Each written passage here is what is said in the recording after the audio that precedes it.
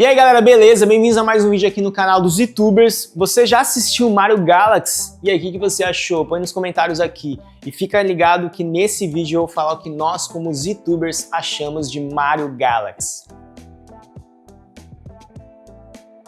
É indiscutível que Mario e seus companheiros são alguns dos personagens mais conhecidos do mundo dos games. Até quem não joga tá ligado na influência que o nosso querido encanador bigodudo italiano tem. Mas você sabia que a primeira vez que ele apareceu foi em 1981, em um jogo do Donkey Kong? E ainda tem mais, na época ele era um carpinteiro que reviravolta, seu nome era Jumpman. Nada a ver com o que a gente conhece hoje sobre nosso encanador. Mas sem mais delongas, hoje nós vamos falar sobre o novo filme dele, Super Mario Galaxy. Nesse momento que eu tô gravando já saiu do cinema e tudo mais, mas você consegue ver alguns dos streamings que provavelmente vai aparecer aqui embaixo ou na nossa descrição.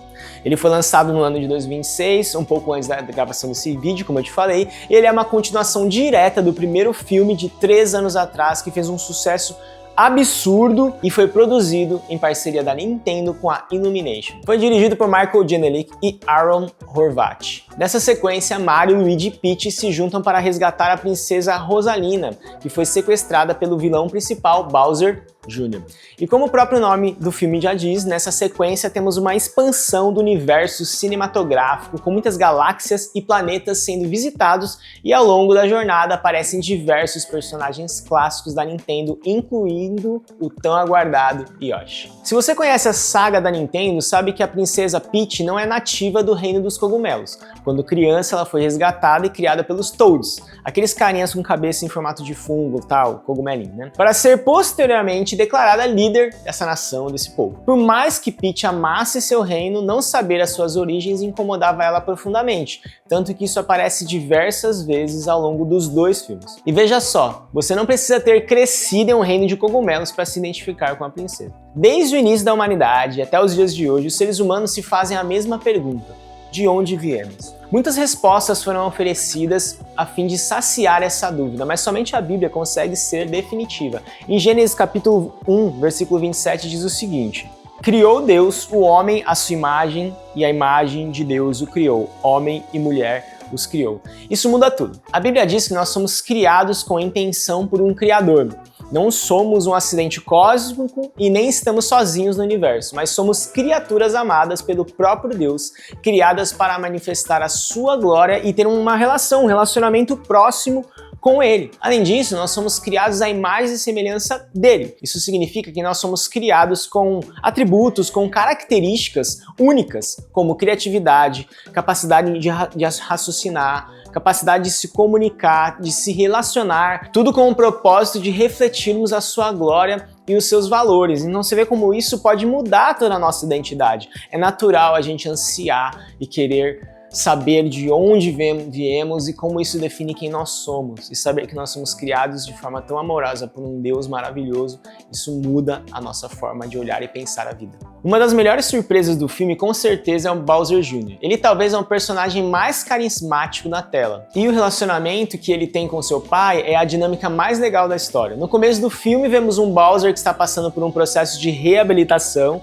O terrível vilão está aprendendo a se tornar uma pessoa melhor, e isso dá certo por um tempo, tanto que ele ajuda Mario e seus amigos, se sacrificando por eles, mas isso não dura muito tempo não. Quando o tão esperado encontro entre pai e filho acontece, Bowser Jr. relembra o pai de seu sonho incrível de conquistar o universo inteiro e de reinar como um tirano, fazendo com que Bowser retorne ao que ele era antes. A bondade não conseguiu mudar Bowser, porque a sua natureza é ser um vilão, e isso é perceptível na nossa vida, no mundo real, de outra forma. Desde que o pecado entrou no mundo, a natureza do ser humano passou a ser de pecador.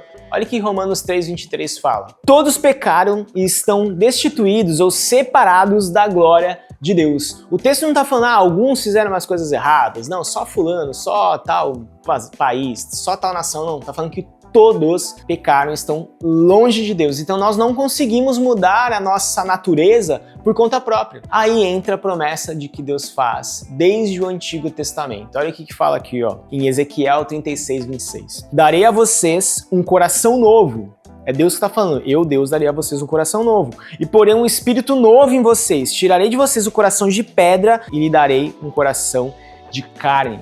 Essa promessa foi cumprida em Jesus, por meio do sacrifício dele, que ele sim fez tudo certo. foi perfeito, não pecou, mas pagou o preço do pecado que era nosso, e ele fez isso tudo. E apenas porque ele fez isso, nós podemos ter uma nova natureza que é transformada, que é santa, que é purificada, que foi perdoada. E ele fez isso com esse sacrifício na cruz, para que nós tenhamos vida eterna. Isso nos traz alegria, nos traz satisfação de verdade, um preenchimento, uma compreensão da própria identidade. Diferente do Bowser, que estava condenado a voltar à sua natureza, em Jesus nós podemos viver uma nova vida. A grande ironia de Super Mario Galaxy é que o filme não valoriza o que ele faz de melhor. Eles têm vários personagens icônicos do universo do Mario. Os pontos altos da obra são justamente as cenas de relacionamento entre eles, mas parece que esses diálogos, essas relações são apenas cutscenes para cenas de ação. O filme passa um ar de game altamente estimulante, a animação é linda, as lutas são empolgantes,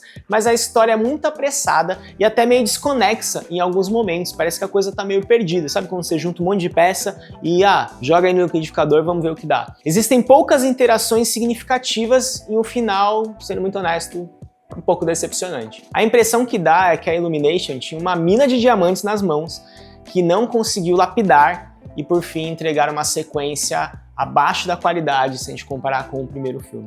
Isso é uma relação total com o que a gente vive hoje como entretenimento. A gente quer muito mais imagens e movimentos que estimulem, que gerem dopamina, que a gente fica muito ligadão, como se a gente estivesse vendo mais um vídeo do TikTok de 15 ou 30 segundos, em vez de coisas mais profundas. Mas as histórias e as narrativas, os arcos de mudança na vida de personagens é o que de fato mexe com a gente. Tem aquele momento que a gente só quer dar uma risada, só quer ver ação, mas o que mexe com o nosso coração de verdade são histórias, e histórias precisam de tempo serem contadas de uma qualidade melhor do que eles fizeram nesse filme. Sendo assim, a nossa avaliação é de 2Es. Eu acho que a gente nunca deu uma avaliação tão baixa para um filme. Com isso, não estou dizendo que não vá assistir. É divertido, é legal, mas se a gente comparar com o primeiro ou com qualquer outro filme que a gente já deu outras avaliações mais altas, Mario Galaxy tá deixando a desejar. Algumas outras indicações, já que a gente já falou dele, né? Então assiste o primeiro filme. A narrativa dele é diferente, o arco é um pouco melhor definido, mas também tem muita ação. Você vai curtir. Assiste Jogador número 1, nós também já falamos dele aqui. É mais um filme relacionado com jogos de videogame e para fechar, os filmes do Sonic, que inclusive os dois primeiros são muito bons. É isso, galera, esse aqui foi mais um vídeo aqui no canal dos YouTubers e comenta aqui embaixo o que você achou e não se esquece de se inscrever no nosso canal e compartilhar com alguém que você sabe que precisa saber um pouquinho mais e ouvir uma crítica a respeito de Mario Galaxy.